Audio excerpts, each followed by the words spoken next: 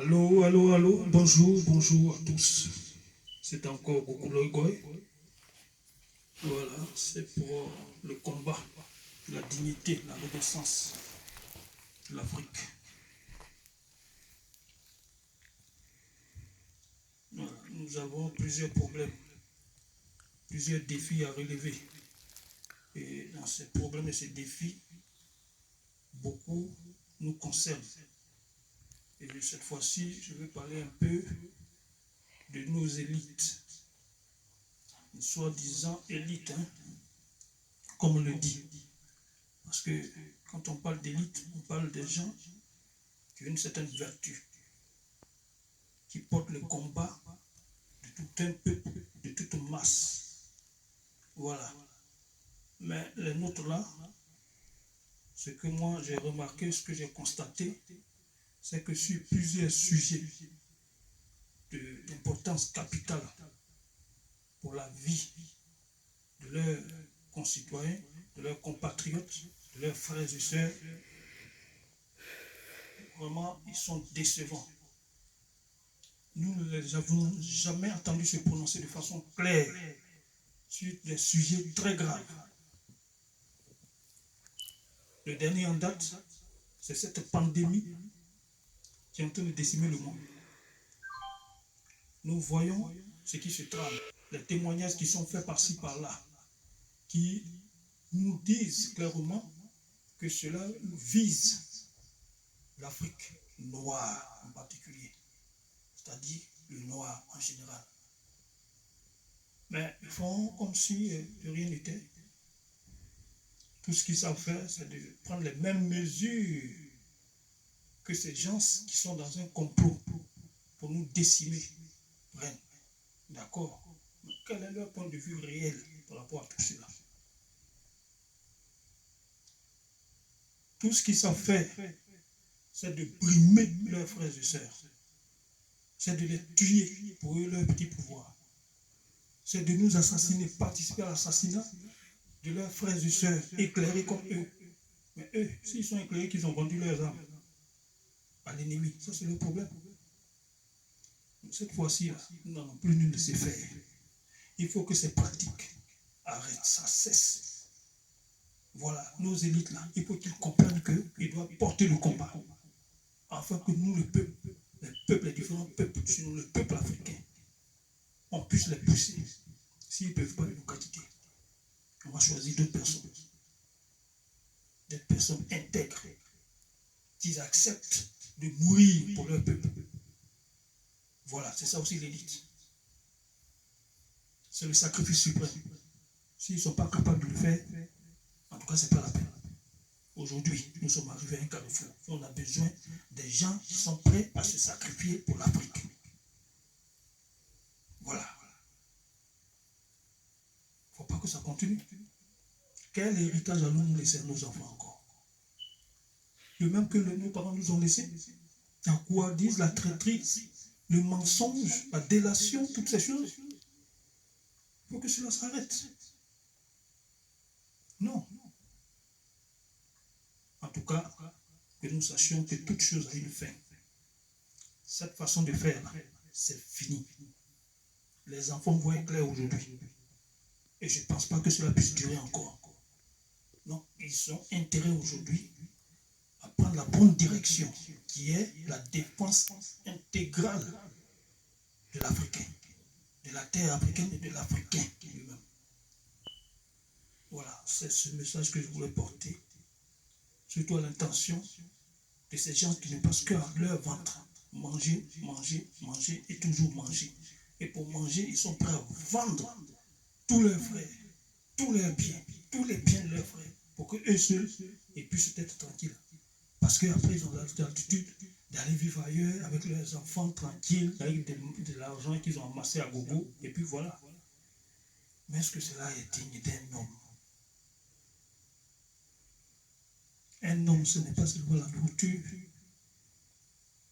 La parole de Dieu nous dit, l'homme ne vivra pas seulement de la nourriture physique, mais de la nourriture spirituelle, de toute parole qui sort de la bouche de Dieu, qui est pure, qui est mondaine.